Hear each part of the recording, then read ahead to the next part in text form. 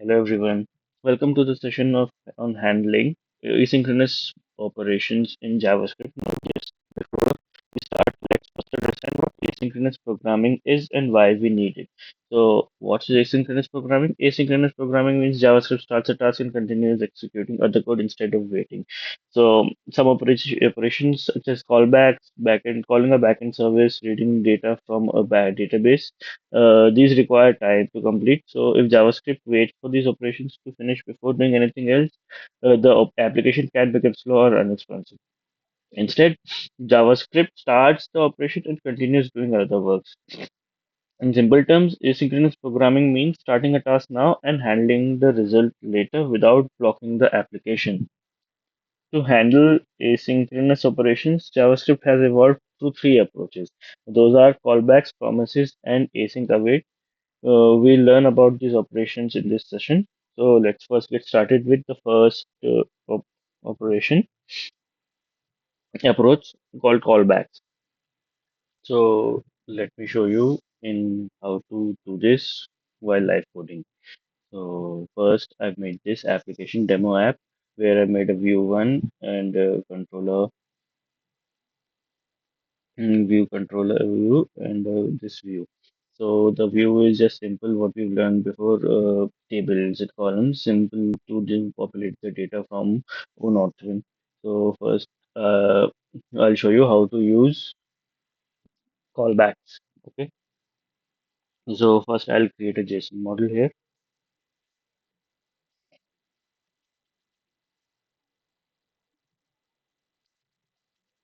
View controller dot HTML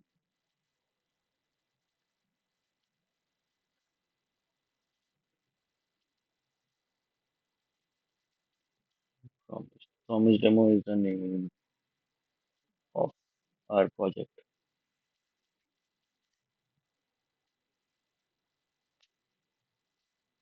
First, the JSON model will create here. Okay. On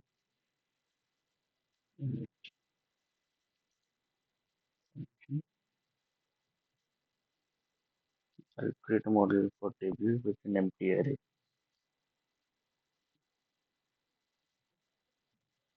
Initially, this will be empty.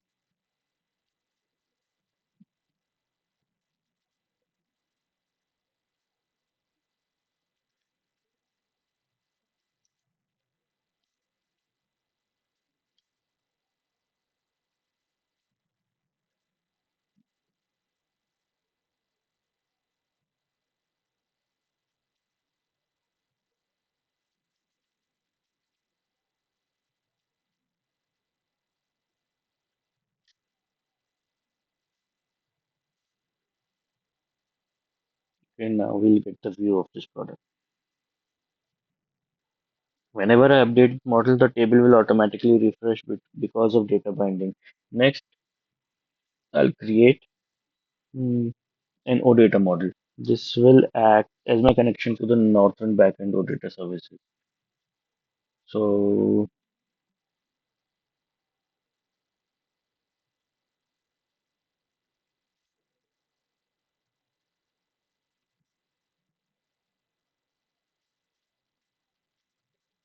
this dot um,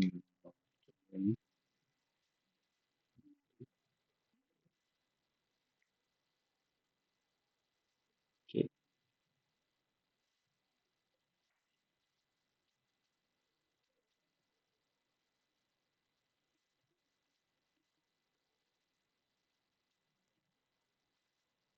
Now I'll write the callback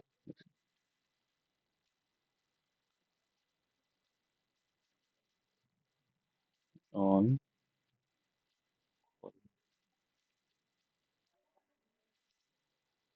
function. Now we show a message to us that it's loading via callback so that we can get it.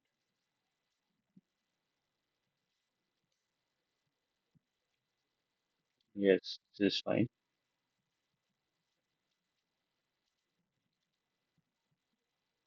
Next, I'm storing the controller variable reference inside a variable called that. Inside callback functions, the value of this I'll write here, this changes.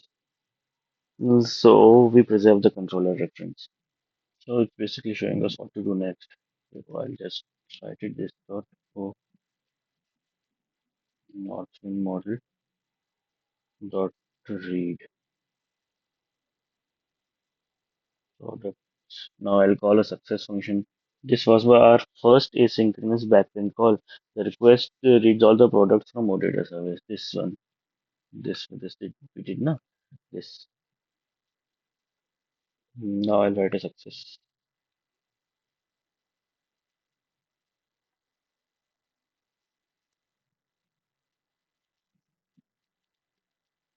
This function OData. Now what happens? This callback executes only when backend successfully returns the data. So the return products are available inside the variable OData that we do the variable OData. So I'm I'm updating my JSON model here now. And because of the data binding, the table will automatically refresh. Now, okay. Now,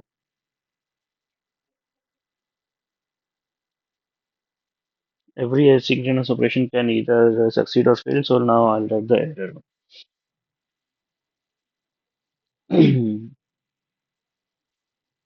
Error. No, not console data.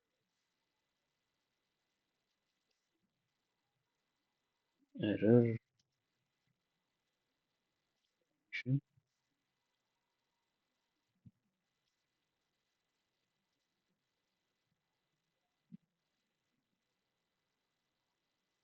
I'll show a message box with this error.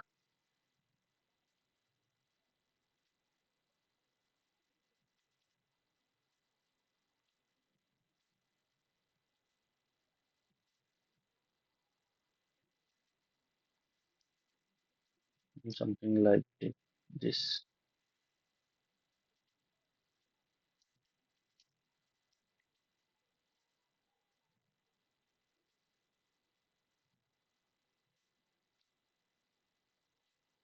So at this point, we can basically see the basic callback structure.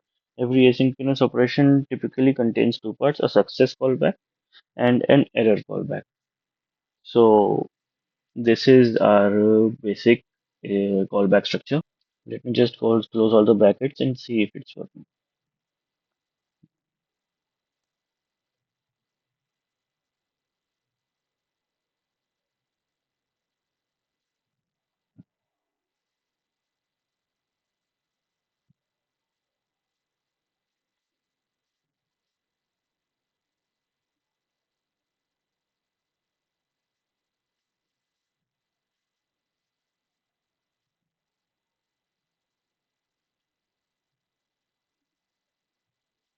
Sorry, sorry, it's npm start.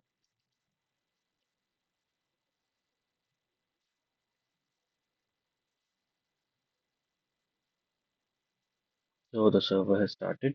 We can click on this.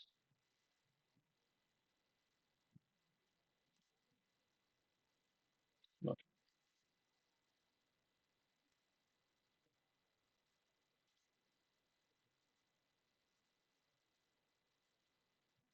now let's see if it's working now. So basically, this is the table I made. ID, product name, price. Just a basic table. Let's see if it's loading. Yes, it's loading. As you can see, this is the first backend call here using callbacks. So now let's assume the business requirement says that after loading all the products here, they need a product one. So now we'll have to make a second backend call here for that. So the second backend call. So we'll have to make a second backend call inside this first backend call. for success back and callback basically. So here mm, that dot, it's basically the same as we did in the first. We need products, but it's not product. We need a product. We need a product one, not outside. It's inside. Now we'll write another success function here. Success function, not OData. So product. We're using a product here. Now we'll show a message box.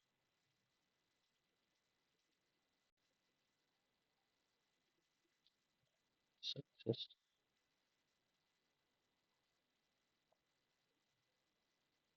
Okay, this is fine. Now I'll write an error function again. So when the product one is loaded, I'll display it in this message box. Mhm. Again, I need a separate error for this response. Error function, product field. So basically this. Now let's test the application. So let's see. I'll refresh this page.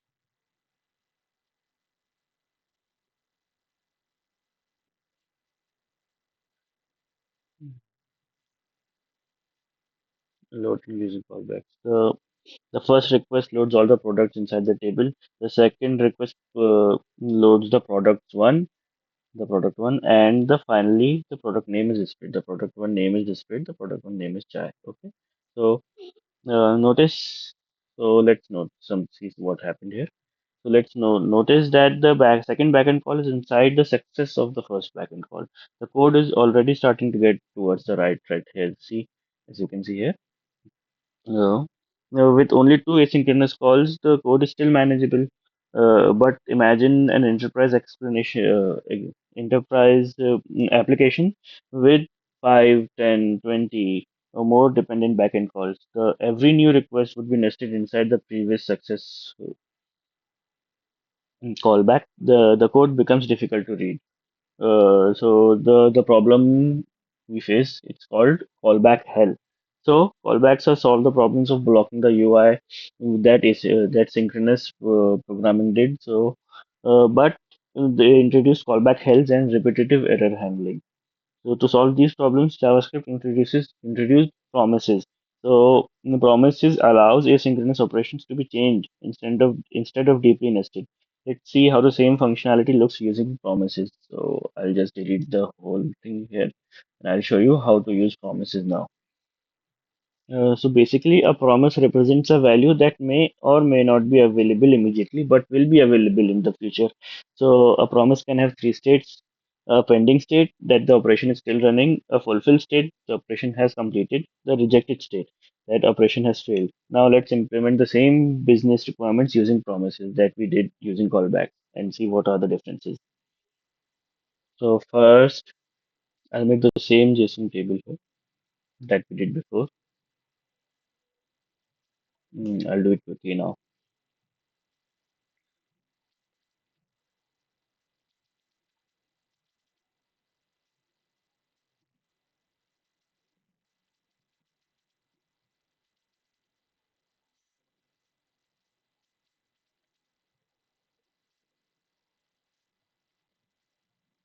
First, let me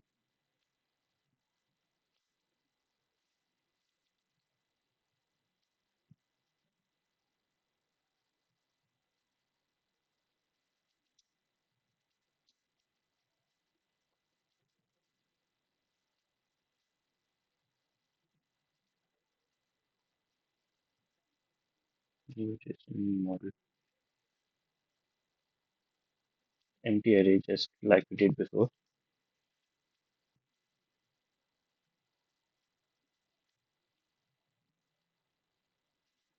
And now we get the view. Now we call the not using raw data service, just like we did before.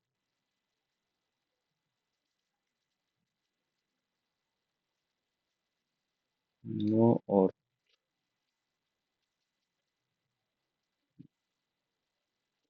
not this.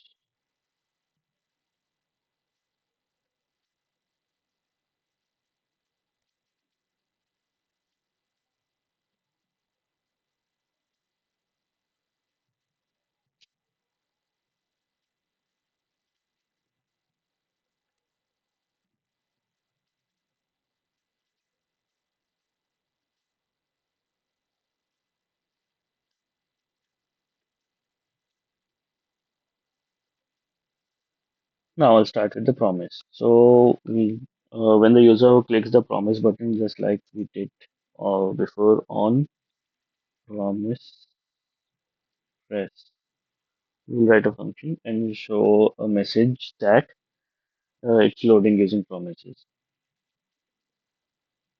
Message box dot show on promise press party, and this is fine. Now again, I'll store the controller reference inside the variable called that var that is. Now I'll create a new promise.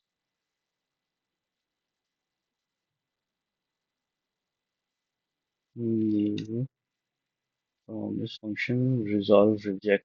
This creates a new promise which represents a future result. It provides two functions called resolved and reject. Resolve means the operation resolve here means the operation is successful, and reject means the operation failed.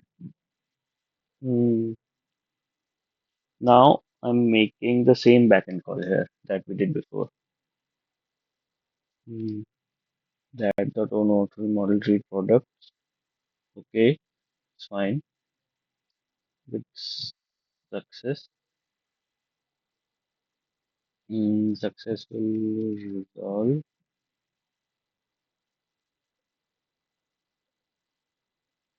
Error reject. At this point, the promise is created. Now we need to define what happens after the promise succeeds. This is done using the then method. So then dot then method function o return is or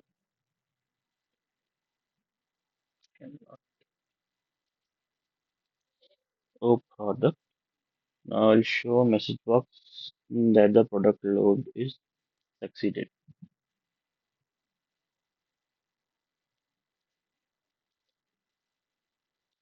Message box dot show promise resolved or product load succeeded. I'll write product load succeeded here.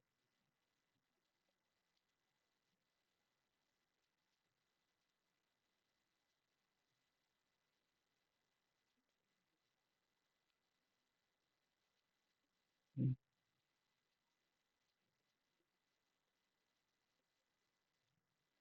Product load succeeded.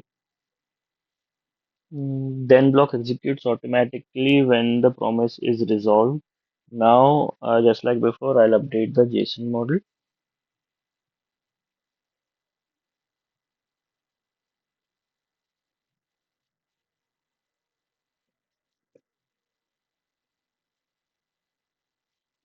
I don't think we need the message box here. We can remove it.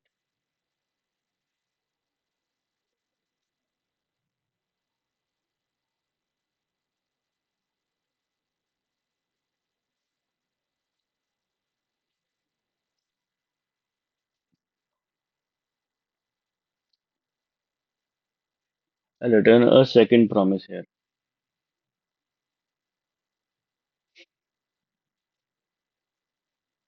Hmm, Return new promise function resolve reject. Same thing we did before.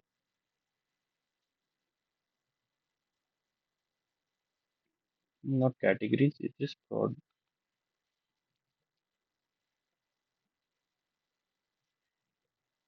product one. Same as before.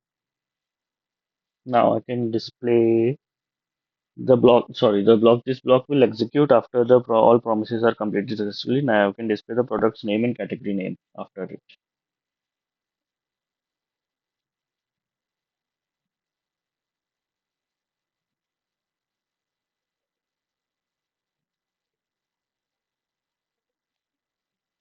Then function node data message those. Yes, basically this.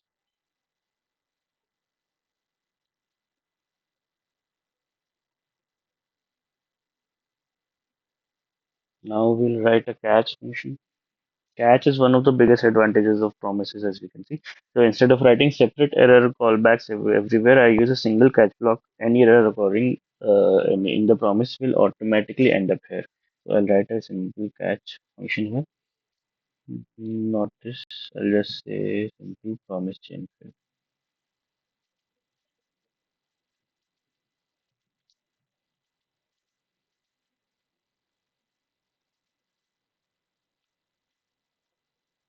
Now I'll just syntax correct the syntax here, and you'll see if it's running or not.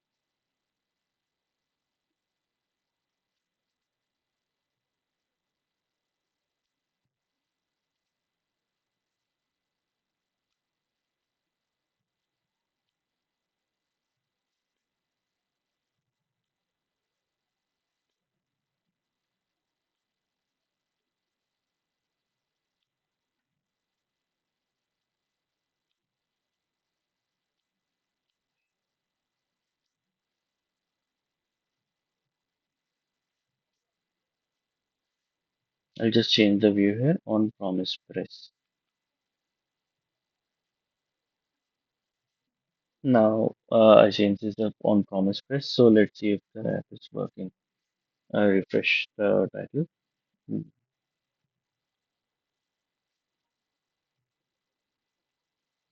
Mm, so let's load the data. Mm, the first promise loads all the products here. The second promise loads the products one, that is product chai. So notice the difference. Let's see what the difference is. Have you noticed the difference here? In callback approach, every new approach was nested inside the previous callback. So in the promise approach, the operations are chained one after another. The code remains easier to follow. So promises here solve the callbacks help problem and improved error handling. But however, developers still felt that multiple then blocks reduce readability. Like here, then it reduced the readability. So to make asynchronous code look almost like normal sequential code, JavaScript introduced another thing called async await. Uh, so let's see what async await is. So basically, is async await is built on top of promises. It does not replace promises internally. It simply provides a more cleaner and more readable syntax. So let me just show you what async await is. Delete this. So first, we'll make the same JSON model like we did in the previous example. So I'll just do it quickly on init function. Okay,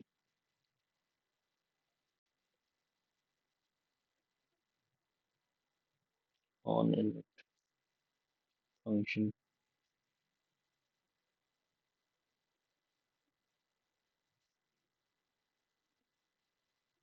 var of product model new JSON model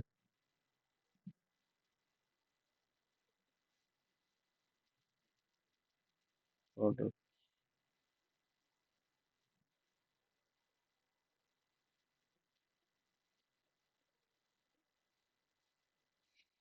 Now we'll get the view. Product.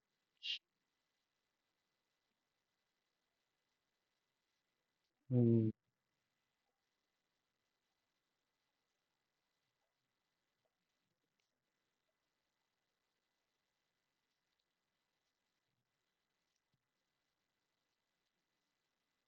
hmm, okay, fine. This is it. Bef- Before using async await, I'll create a helper method called read async here. Read async function is part. This method here wraps the OData read function inside a promise. If the request is successful, it calls resolve. If it fails, it calls reject, just like before. This allows me to use the await keyboard with OData operations, making the code cleaner and easier to read. Success. We don't need that. Just resolve, error, reject.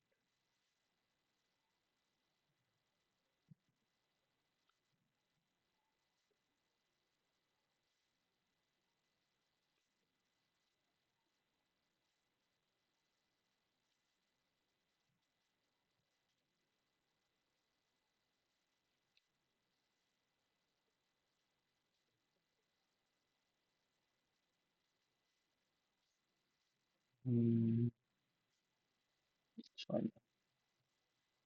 You can think of this helper function as a promise wrapper around the OData service. Instead of repeatedly writing promise creation logic, I write it once and reuse it again and again. So let's write the async on is await press async function.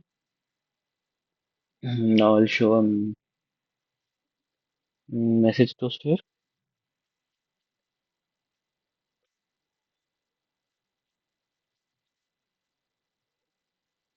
Loading data, loading. So we have to show we are using async await.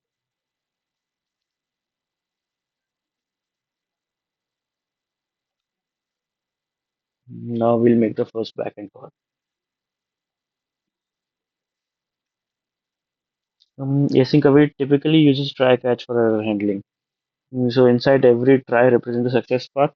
If any asynchronous operation fails, execution immediately jumps to catch.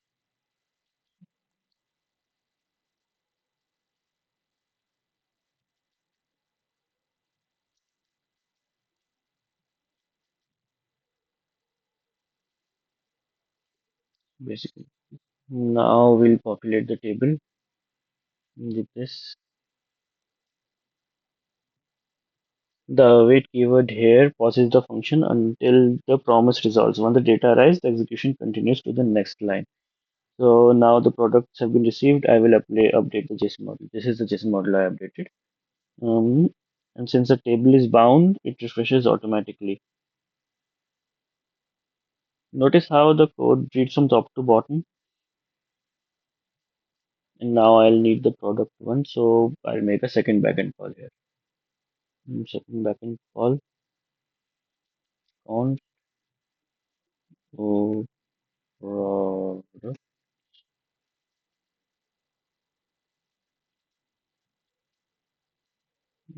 So product. Wait, this is yes. I need this one with this product here. Mm, Now I'll show the message box. Oh no, I don't need you to tell me everything. Message box dot.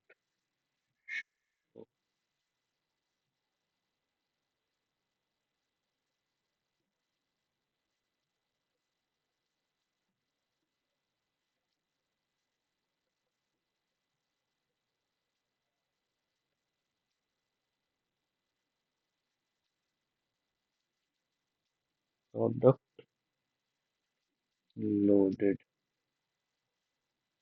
That's it.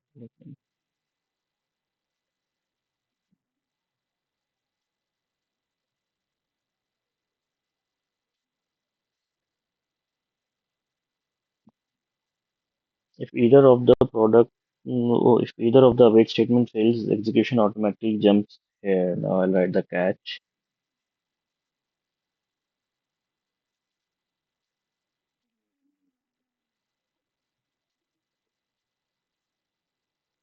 Message box error, async await failed.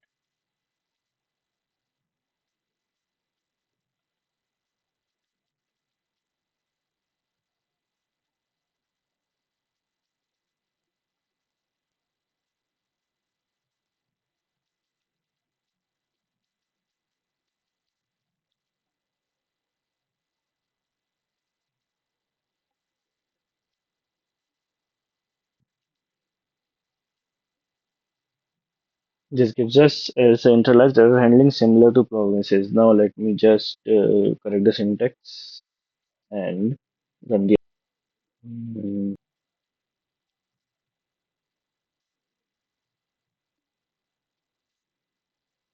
Now let me just change the view on async await press. Fine. Let me just refresh this and see if it's working. Load the data first. With all the product tables get populated the first, the same as before. So now notice the difference compared to the promise example here. In the promise version, we had multiple then blocks. In async await, sorry. Mm, In async await, the version codes look like a simple sequence of instruction. This makes it easier to read and easier to debug and easier to maintain also. Let's compare all these approaches. Mm, So in callback, we read the product nested. We had nested callbacks, then repeated error handling, callback hell we had there. In promise, we had multiple then changes, then chains. Now in async await, we have await functions. So this reads like a normal code. It has centralized error handling and is the simplest syntax we can have. All three approaches perform the same asynchronous operation. Callback introduced callback help, promise solve the callback help through chaining, async await built on top of promises and made asynchronous code almost look identical to synchronous code. That's why async await is preferred approach in modern SAP UI5, SAP BTP development, etc. So basically, this was it. Thank you all.